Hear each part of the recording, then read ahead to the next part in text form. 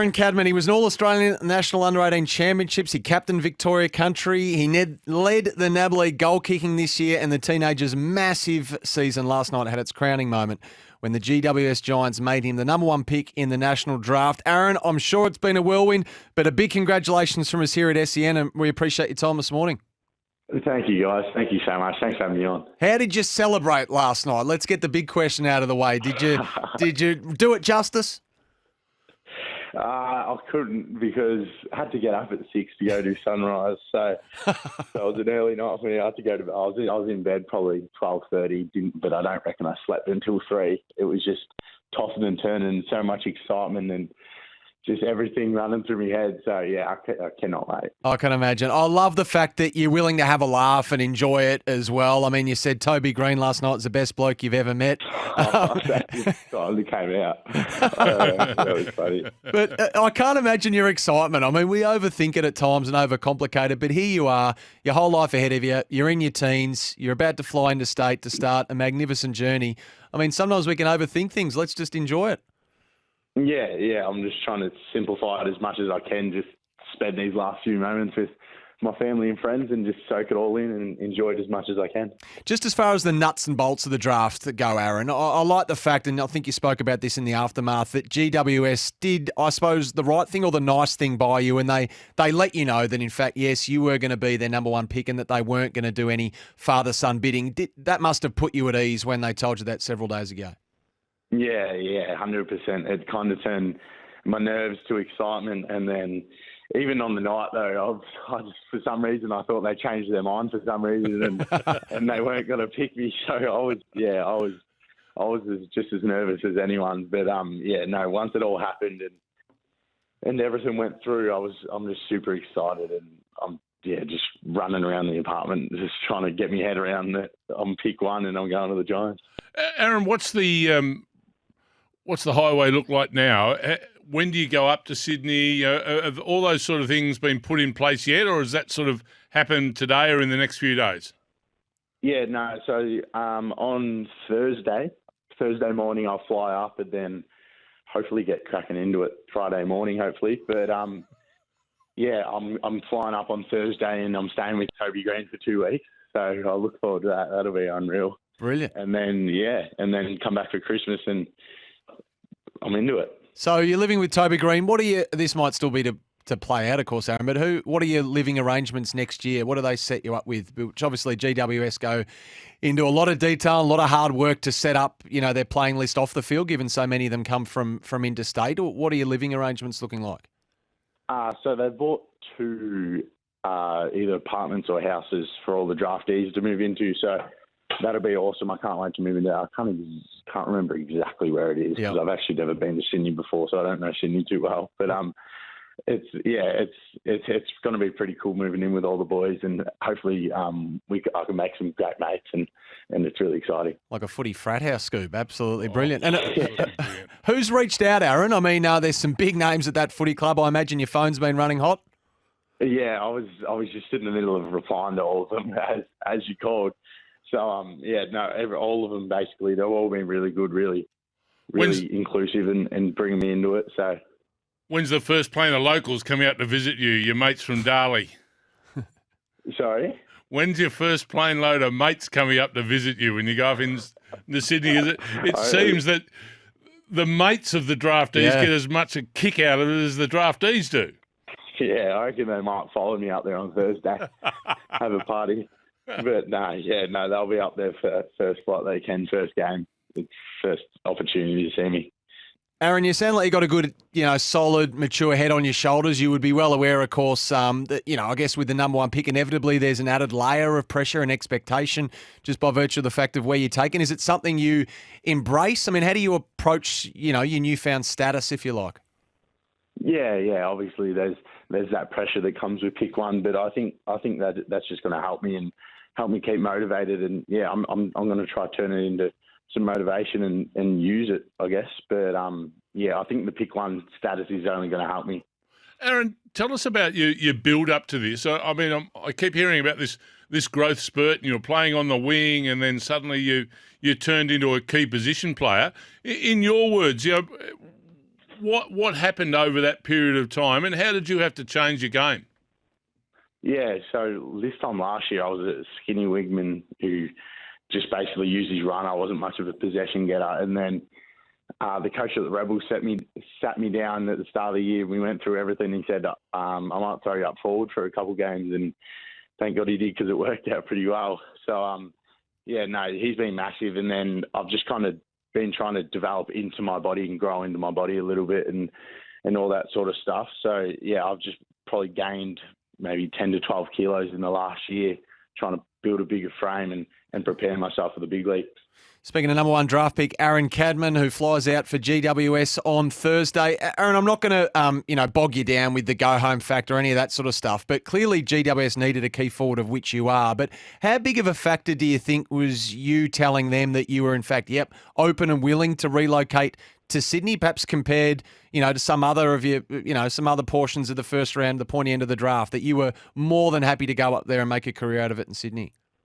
Yeah, I think it was pretty big for them. I think obviously everyone feels a bit different about it, but I think if you get to do what you love, you get an opportunity to live out your dream. I'm not going to let going to Sydney stop me, or go on the West Coast, or going wherever. So as long as I can play footy and do what I love, I'll be happy. Love it. And look, I appreciate the fact there's so much happening at the moment and you wouldn't have had time to really turn your attention to it too much, but you're human, you got hopes and dreams. As far as 2023 go, what's a realistic expectation that Aaron Cadman's thinking about at the moment for himself? Yeah, I'm looking towards round one at this point. Obviously, I've got a long way to go. I've got a lot to learn. I've got a lot to improve on, but yeah, I think if I can get down and put my head down and get to work, then hopefully I can make round one a reality. But yeah, if not, then whether it's round one or round 18, I just hope I can get a few games under my belt. Aaron, just a bit of your background, because I love hearing the way you talk about team and training with your mates. You obviously adopted very much that team aspect into what you do, and bringing other people into the game around you, enjoying their company, enjoying the victories along the way. Has that been part of you ever since you were a littler playing in little leagues? Yeah. Since day one, I've just loved playing with my mates and people who want to be there and buy into it. So yeah, I think there's nothing better than a good team win and a good team showing. So yeah, I hold that very highly, a bit of team spirit and team success. And the balance off the field, Aaron, what is it, apprentice Sparky? I think you've done a bit of work there. Yeah. So I'm third year now, so that's gone down the drain. But 2 years away. But no, that was good. I worked with my dad in a family business, so that I'm really fortunate to work with Dad and get some real life experience, I guess. So yeah, I can't thank him enough. It's been massive. It's really helped me mature and develop into the person I am. So yeah, it's been awesome. Well, bit of tough love for the old man on the work sites. Yeah, always. All right. And I don't want to get too far into the personal here, but there should be a reward for number one pick, and there is. It's a NAB portfolio, I think, so that's a nice little cash injection, if you like. You got something nice you're going to splash out with up there? Maybe get a car or something up there in Sydney? I'm not sure. We'll have to wait and see. I haven't even really thought about it yet. Oh, fair enough. You got just take the tradies ute up there. That's what you do, with the toolbox on the back. Any odd jobs, just whip in around the GWS stadium there and get things fixed, Aaron. Yeah. A couple of cashies, earn a bit of that's side money. Speed. That's it. I like a couple of cashies. 100%. Hey, Aaron, well done last night. It's great to see. It's always great to see kids realising their dream, and it's a special thing to be the number one pick in the AFL National Draft. We know you've got a big day of media commitments. Your new life starts, obviously, today, and best of luck with the relocation and everything that goes into it, and most importantly for the pre-season and the season to come. We appreciate you joining us. Thank you so much, guys. Thanks for having me on. There's Aaron Cadman, magnificent young man bound for GWS. I think they've got an absolute ripper there. The last voice you heard there has gone into the Western Bulldogs. You also heard Cam McKenzie's voice in that package, who is off to the Hawks. And Hawks list manager Mark McKenzie's been good enough to join us this morning. G'day, Mark. You there, Mark? Yes. There we go. Good, mate. How are you? Yeah, not too bad, thanks. Not too bad. Mate, big night for you in the end. We'll get to Cam McKenzie in a second, but you got your way back into that first round. You picked up Josh Weddle with pick 18. Just take us through how that all unfolded on the night and the fact you made that pick swap and got back into the first round. Yeah, we probably started early on with we did a trade with Brisbane. First of all, they needed some points, and we were able to sort of move up the draft order and get an asset in for next year, which was another future third round pick. So we had 7 picks leading into it, but a few back end picks that we weren't going to take. So to get something to potentially set us up to come back into the first round was sort of the starting point for it. So once we had done that, obviously the first priority was to look at that first pick, and it was great to get Cam into that. And then when we saw Josh, another high-end talent that we rate, and the opportunity to get a second first-round pick in there, we took the chance there, and we knew he wasn't going to be on the board for much longer, so a bit of a relief that we could get that done and get him in on the first night. So did you specifically get back into that first round to get Josh? Yes, definitely. Probably the advantage of being able to do it on the night is you know who's going to be there. So during trade period, trying to get into the first round is great, but obviously when you know the player that's going to be there is the main advantage. So when we saw Josh still available, we had some intel that he probably wasn't going to be there for too much longer. We spoke to Sydney for probably about 10, 15 minutes. They put some bids on there. And we went through possible deals, and then finally they sort of said, we'll have a look at that deal, and we're able to get him across the line. Mark, how hectic was the sort of deal making, not only last night, but even in the last 24, 48 hours? A lot of talk around, a multitude of offers going to Essendon for that pick 4, which it eventually was pick 5. Sydney had said, they were happy to put their first 2 picks on the table to try and get into the draft next year. How busy were the discussions in the lead up and also on the night? Yeah, there was a lot of discussions, but I think we'd already planted the seed with a number of clubs about potentially getting back in, especially when we're looking about that second first-round opportunity. We had spoken to a number of clubs there in that range, and so there was a bit more of an idea about what we could potentially come with offers and those sort of things. And there was 2 or 3 clubs there that were open to listening at the time, depending on what players were there. So it wasn't as hectic at the time because everyone sort of had an idea about what it would look like. It was just whether or not the certain players were there for the club. So, it's still a bit stressful at times because you don't know what's going to happen or who's going to be there. But, thankfully for us, Josh was still there for us, so we're pumped to get him in. Talking to Hawthorn list manager Mark McKenzie. Just tell us about Josh because, he's about 193 centimetres. He's played his footy in defence. I just noticed a little bit of commentary on social media last night, saying the Hawks, you've got Jath, you've got Sicily, you've got Granger Barras, you've got Scrimshaw, you've got Jekka. Is this specifically the sort of player that you actually needed? So just tell us why you were so keen to get Josh to your footy club. Yeah, we see Josh as a pure utility. He can definitely, with his athletic attributes, he can play a number of positions. So, you've got, as you said, you've got a 192, he's a 6-minute 2K. I think he was 7th or 8th in regards to the fastest 20-metre sprint at the combine. So he's just got plenty of scope to play a variety of positions and potentially just be a pure utility and, running up and down the wing and rotate through the back line. But I think we said we're creating the running power with a few of these guys, and obviously Cam's got that as well. But the versatility of whether it be Josh or those guys that you mentioned that can float up onto the wing, play through the back line, play through the midfield, that's definitely important for us. So there's no, with these guys coming in, I think Blake Hardwick and James Sicily came in potentially as forwards, and they ended up backmen. So we're just not going to shy away for talent. We needed to bring high-end talent in, and that's what Josh and Cam is. So, we'll see how they develop over the next few years. I guess, and then people see the pure figures. You come in and you get pick 18, but you give 27 away, future second and third. And from all reports, the draft next year is stronger overall than the draft this year. As you said, you did get a future third with an earlier pick with Brisbane. But I guess with the way the system is now, do you just back yourself in that, okay, if we want to get some extra picks in next year, we've got 12 months to do it, and we can get that done and therefore, get some more picks in what is a stronger draft? Yeah, potentially, but we've also got a full set of picks next year. So we have got a pick in each round. So it's not like we've just got, one first-round pick or anything like that. Part of the aim was to make sure that we still had a full set of picks for next year. And we've still got the draft tonight too. So who knows what can happen, whether we take those picks, whether we move up, whether we move them out. So there's still plenty of scope to either strengthen next year or look at potentially what we want to do and get certain types in for this year. But, everyone sees it a bit differently. I think from our end, the main thing was bringing in talent. So if there was an opportunity to bring in that high-end talent, we were going to go for it, and that's what we want to do and get them in the door and get them going. Cam McKenzie, before we ask you a couple of questions about this young man, just double-checking, not a relation? No, a few people have said that, but I said, no, he's got the AC in McKenzie. You've got to worry about those blokes. But I've had a few stabs at it. A few people have given me a bit of grief, but no, he's a quality kid, Cam. So he's in St Kilda's academy, but we know the rules have changed, and therefore he was open to anyone in the first couple of rounds.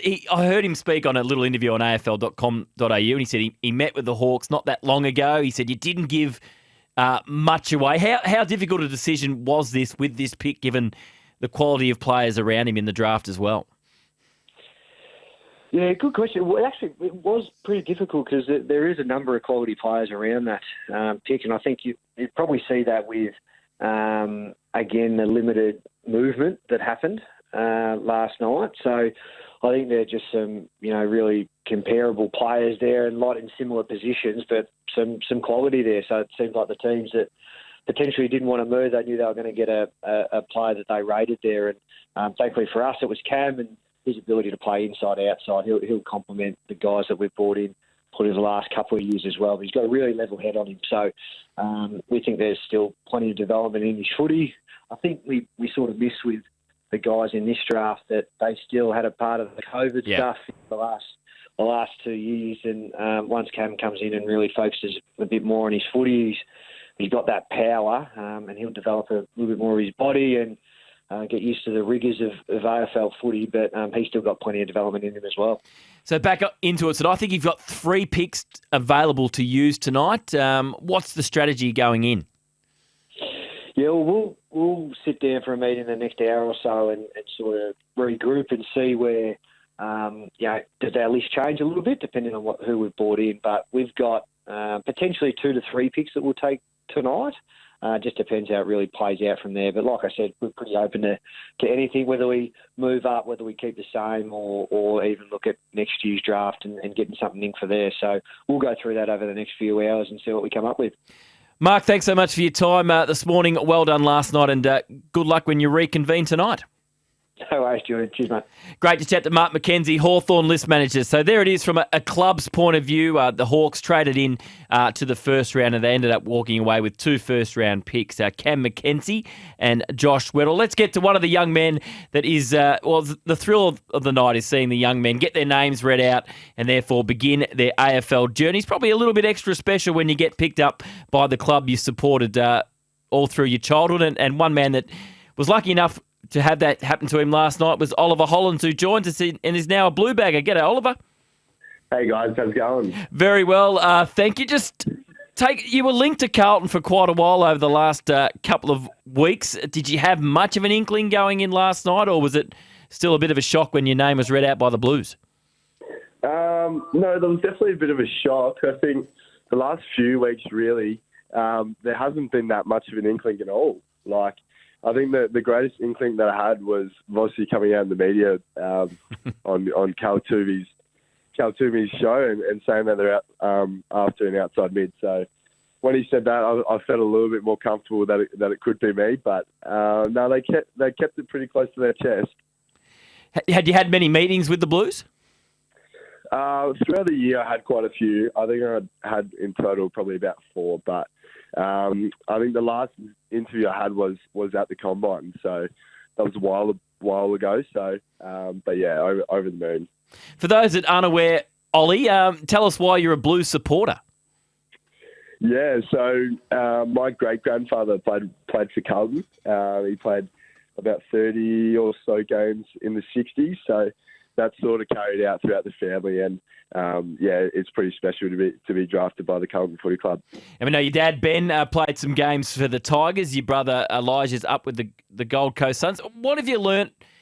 He's had an interesting couple of years in the system, coming back from a knee reconstruction. How much have you learnt from your brother about what some of the challenges are in the early days as an AFL footballer? Yeah, absolutely. Obviously, having watched Elijah go through it over the last few years, and then listening to some of the things that Dad talks about when he was in the system as well. And I think probably something that stands out quite a bit is, particularly with Elijah, is that you just got to wait. Like, it doesn't matter what you're going through. Like, everybody's journey is different, and whether it be you go in there and you play straight away, or you have to wait a little bit longer as you might deal with an injury like what Elijah did. But I think, just understanding that everybody's journey is different.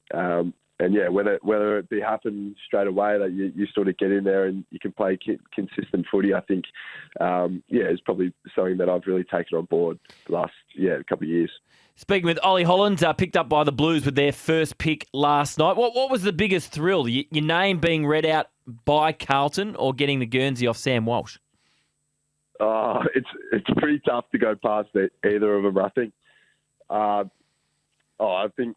Walshy's probably been someone I've looked up to quite a lot over the last few years, and it's pretty special to have your jersey presented by him. But of course, you can't go past the fact just being read out by your boyhood club. So I think probably that.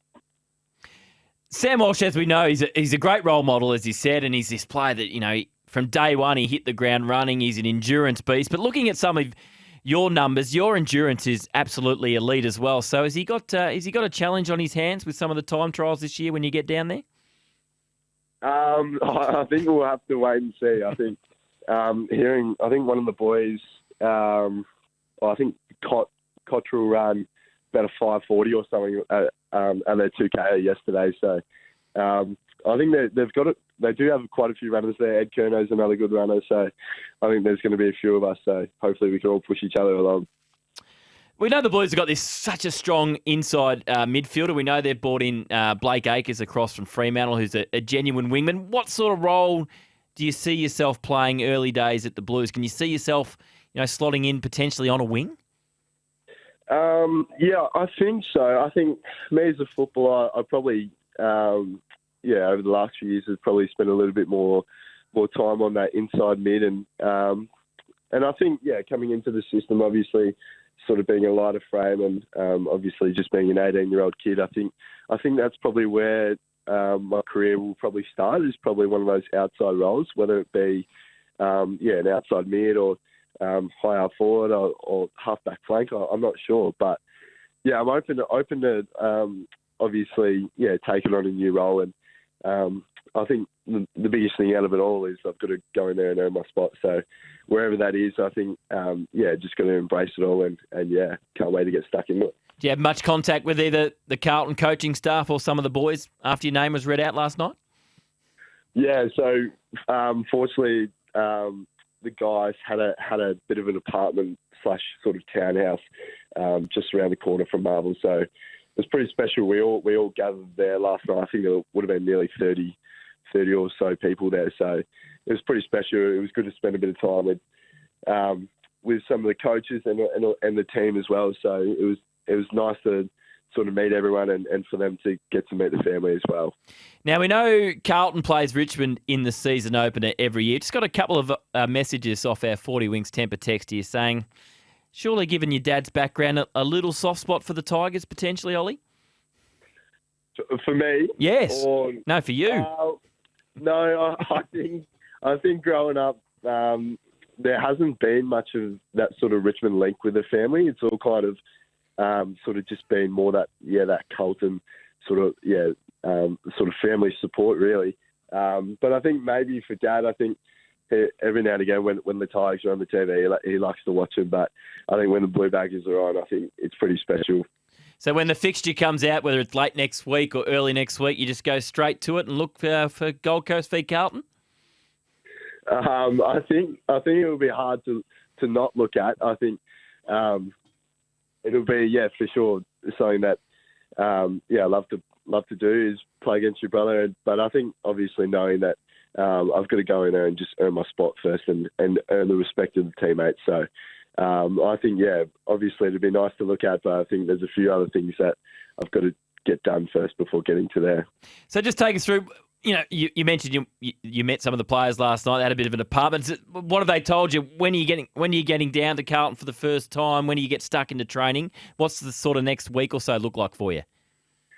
So I'm still not entirely sure on what it does look like. I think I've got a bit of media stuff to do today with the AFL, so get that done and hopefully can get into the club and meet a few of the boys. But I think potentially either Thursday or Friday, I think I can start touching some footies and sort of getting to work there. So I think it's going to be a pretty full-on first couple of weeks, really. I think coming from just training 3 or 4 days a week compared to having it as your full-time job and being at the club full-time is going to be something that it'll be quite full-on. But obviously I'm just super excited to be at the club and sort of can't wait to get stuck into training. And just before I let you go, you played plenty of footy this year. Championships, Geelong Grammar, Murray Bushrangers. That must have been a nice change given that the couple of years before, as Mark McKenzie mentioned, a lot of the players in this draft were affected by COVID, but it must have been great to play so much footy this year. Yeah, absolutely. I think, I guess we were a lot more fortunate than what some of the guys have had over the last few years. I think, obviously, COVID striking, I think, really ruled out sort of this opportunity for these guys to put themselves out there and sort of play footy at the champs and stuff. So definitely very, very grateful to be able to sort of get a full season in this year. It was an awesome year. I think being in so many different programs, I think you learn so much and there's so many opportunity to sort of spread sort of that friendship, but also some leadership across all those sort of programs. But I absolutely loved the season and to be a part of all those programs. I couldn't have been any more happier. Well, Ollie, well done. Great to chat. Great to meet you. And look, it's always exciting getting drafted, but it must be extra special. We saw it with Cam McKenzie at the Hawks as well, to get drafted to the club. You grew up idolising. So well done and good luck when you hit the ground running, whenever that may be. Thank you. Thanks so much for having me on.